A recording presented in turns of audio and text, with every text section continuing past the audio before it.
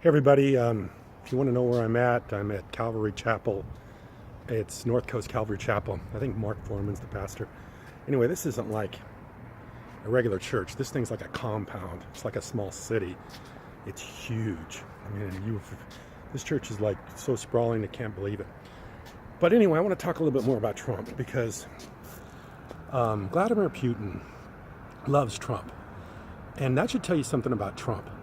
That guy's very, very competitive and he's very aggressive, and he does not want the United States of America to be on even or powerful as Russia. The guy's very competitive, you know what?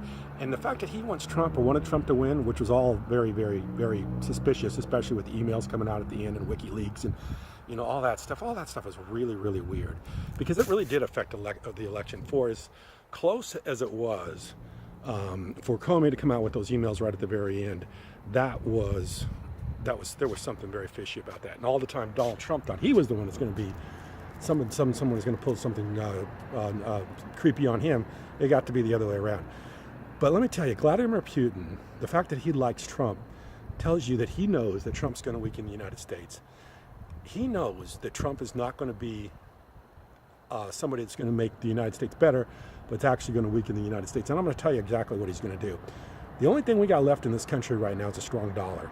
And if he starts imposing trade tariffs and restrictions on companies and says he's going to punish them if they leave, or he's going to punish them if they bring in stuff from overseas or anything like that, that's going to happen. If that happens, people are simply just not going to trade with the United States, which means they'll find other markets for whatever they're producing, which means we won't get it. We won't get it. The reason we get all this cheap stuff is because it's being made overseas for a lot less money than you can make it for here. But we can still purchase it because our currency is strong. And I heard George Bush talk about this one time. He said the most important thing that any president can do is keep the currency strong. And that's true, because that gives us buying power around the world. If Donald Trump messes that up with whatever he plans to do, it's going to hurt our standard of living like you will never, ever, ever see. And I think what Vladimir Putin sees is he sees a lot of Trump making bad decisions, which is going to weaken the United States, which is going to benefit the Soviet Union. I think that's why he likes Trump. He doesn't like Trump because he thinks Trump's going to be a good leader. He likes Trump because he knows he's going to screw it up. And that's exactly what's going to happen. So just by the mere fact that this guy is pro-Trump should give you a little bit of cause of concern for Donald Trump, because he doesn't have the United States' best interest in mind. Like I say, these jobs that Trump thinks he's going to bring back, from these other countries is just fairy tale. Basically, because these jobs are probably less than $5 an hour jobs. Nobody in America is going to work for $5 an hour, which is what these jobs that left of America are probably being done for overseas. So if you bring back these jobs, nobody's going to be able to live off of them or be happy with them or anything like that. That's more has to do with technology than just the fact that there were a lot of bad trade agreements.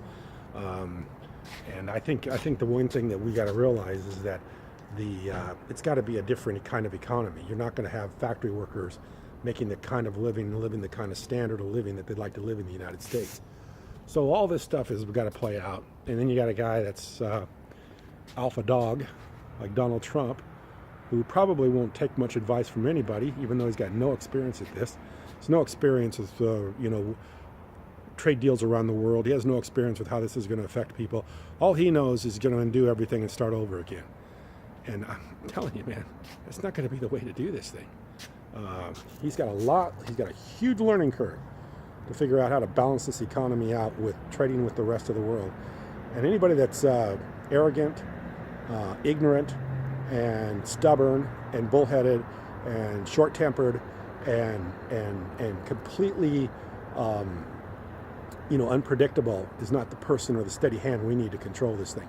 The only thing I hope and pray is that Donald Trump, once he gets elected, basically becomes a figurehead president, sits in the background, lets other people maybe lead the ship, steer the ship. Maybe he starts to impose some of these things that he wants to do, that he thinks could be maybe beneficial to the United States, but doesn't really do much himself because he's not the guy to do it. He doesn't have the knowledge. Just because he's got a company that built And basically, I'll tell you how Donald Trump got wealthy. He didn't get wealthy by being a builder. He got wealthy by selling his name.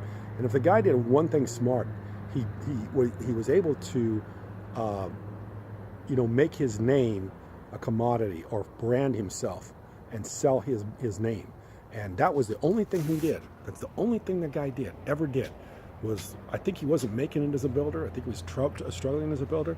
So he just got this, the idea, and it was a very good one, is to market himself, brand his name, market himself as luxury, something high-end in luxury. Got a lot of people to pay him big money for the use of his name, and that's the way he is. I mean, and outside of that, the guy's got nothing. He's got nothing. He doesn't know anything about trading with the world. He doesn't know anything about foreign policy. He doesn't know anything about the military. He knows nothing about nothing, and this guy's in charge right now, and he's going to put the people he wants in these positions, and God only knows what he's going to do. God only knows. Like I say, I got a lot of videos to make. I appreciate you watching.